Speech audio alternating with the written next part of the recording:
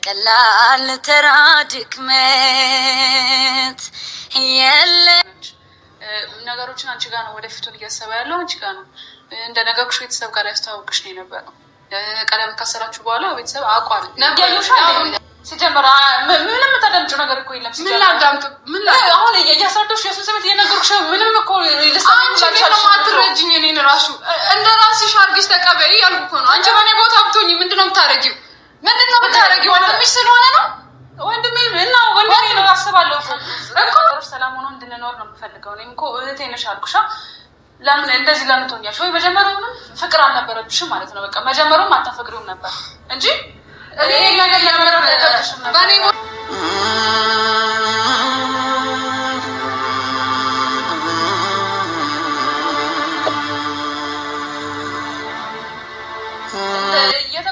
በቃ አልፈልገውም። መፍትሄ አይደል?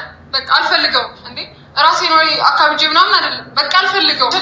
ይቆጭሻል። ምንድን ነው ይቆጭሻል? በቃ በኋላ እሱ ስታጪ ይቆጭሻል። ግን እንደዚህ የሆነ ነገር ሳይፈጠር ብትነጋገሩ፣ እኔ እኮ ብትታረቁ ብታወሩ አሪፍ ነበር።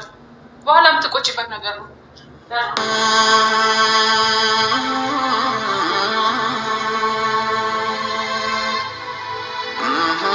እህት ነኝ እንደምታውቁኝ እዚህ በፊት አይታችሁኛል እና የመጣሁትም ስለ ሄሉና ስለ ያቡ ያለውን ነገር ለማስረዳት ያክል ነው። ያብ ያለበት ሁኔታ አብረን የምንኖር እና እያየሁት ነው። በጣም እየተጎዳ ነው። ወንድሜ እንደዚህ ሲሆንም አይቼው አላውቅም እና ያሉትን ችግሮች ለመፍታት ለእናንተም ደግሞ ያለውን ነገር ለማሳወቅ ነው የመጣሁት። ይሄ ነገር የጀመረው እንዴት ነሽ? ሰላም ነው? እሺ እሺ ተሰግና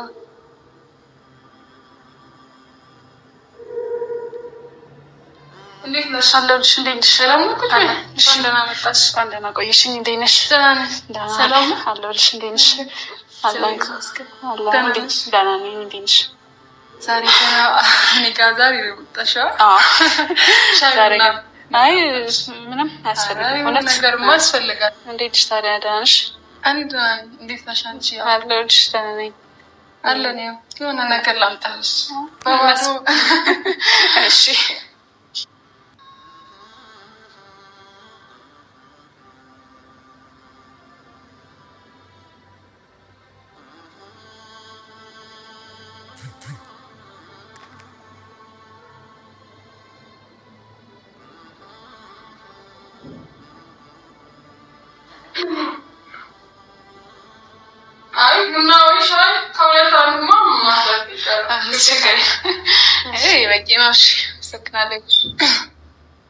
አንድ ሰዓት ይዛለሁ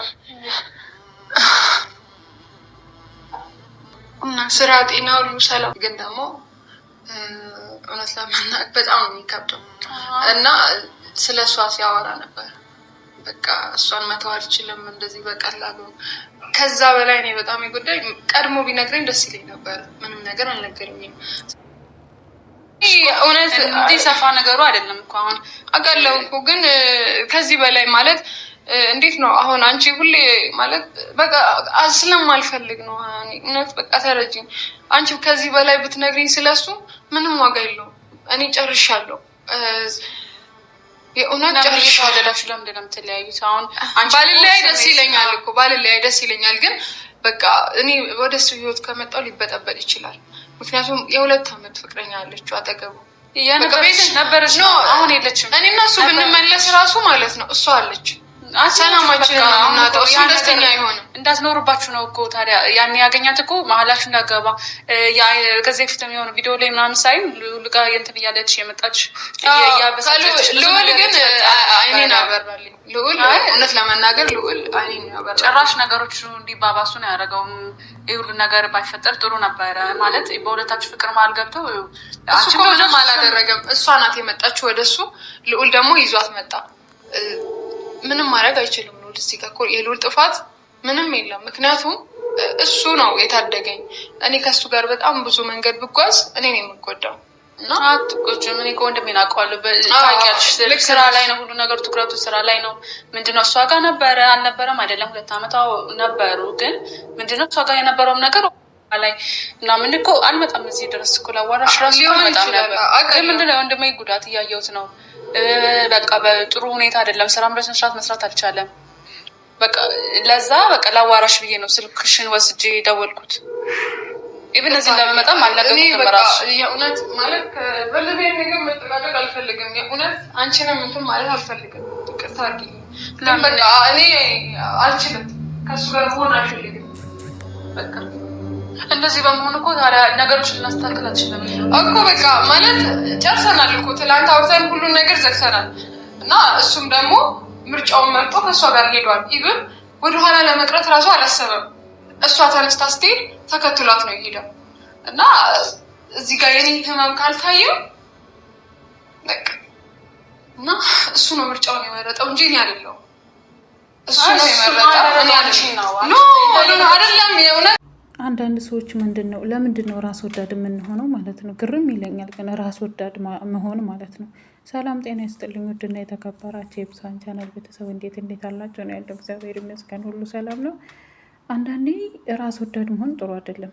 እውነት አሁን ያብ እህት ወንድሜ እየተጎዳ ነው ብለህ ቢያንስ ያብ ለሄሉ ፍቅር ቢኖረው እኮ ትላንትና ራሱ ልጅቷን ተከትሎ አይወጣም ነበረ። ቀስ ብሎ ማስረዳት ይችል ነበረ። ነገሮችን መፍታት ቢችል አልጋ ቤት አይደለም ነገሮችን መፍታት የሚችለው ማለት ነው። ያን ሁላ ያደረገችው በእርግጥ ልጅቷ ሄሉም እንድታይ ሊሆን ይችላል። ግን ቢሆንም የሚነግራት ነገር እኔ እና እሷ በቀላሉ መታተው አንችልም። እዛ ጋር ሳይጨርስ እንዴት አይነት ነው ማለት ወንድሜ እየተጎዳ ነው፣ ስራ እየሰራ አይደለም ምናምን። ኦኬ ስራ ይስራ። ሄሉስ ማና ሄሉ እየተጎዳች አይደለችም? እኔ በጣም ግርም የሚለኝ ማለት ነው። ማለት አንዳንዴ የራስ ወዳድ መሆን ጥሩ አይደለም። ምንም ወንድምሽ ቢሆን ማለት ነው።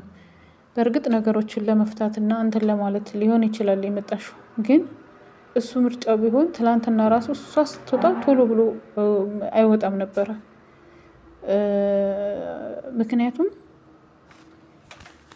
አገናዝቦ በቃ ከሄድሽ ሂጂ፣ እንደውም ህይወቴን የበጠበሽው አንቺ ራስሽ ነሽ ማለት ይችላል እኮ። ይሄ ለሱ ቀላል ነው። ምክንያቱም ሄሉን የሚፈልጋ ከሆነ እንደዛ ማለት ይችላል እንጂ ሁለቱም ጋር መዝለል ተገቢ ነው ብዬ አላስብም። ምክንያቱም ይሄ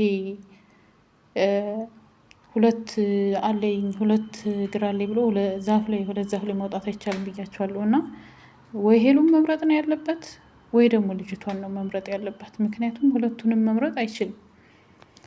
እንደነገርኳችሁ አንድ ሰው ሄሉ በቃ ይሄን ነገር ለማስተካከል ከሆነ ፊቷ አልፈልግሽም ማለት ይችላል። ስልክ አላሳይም ምናምን ከማለት ማለት ነው።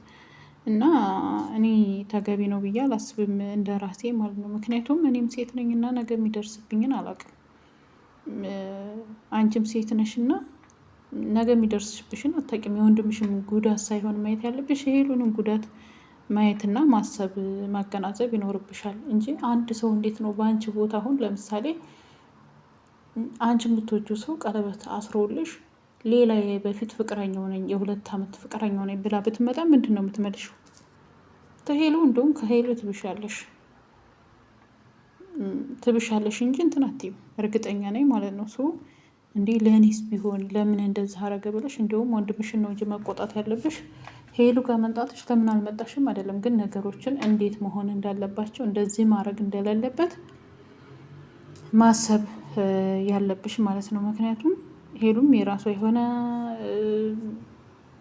ቤተሰብ አላት፣ የሚያስብ እህት ባይኖራት ወንድሞቿ አሉ፣ እናትና አባቷ ስለሷ የሚጨነቋሉ። ስለዚህ ይሄ በግድ የለሽነት ነገሮች ባይሆኑ መልካም ነው እላለሁ። እና ውድ ቤተሰቦቼ የሄሉ ነገር እዚህ ላይ ብቻ አላቅም፣ ግን አሁን ደህና ናት እግዚአብሔር ይመስገን። እኔ ማለት በፊት መጀመሪያ ላይ እንዳየኋት አይደለችም እና በጣም የዋህ ናት። አያችሁ አይደል? እና አንዳንዴም ማሰብ ጥሩ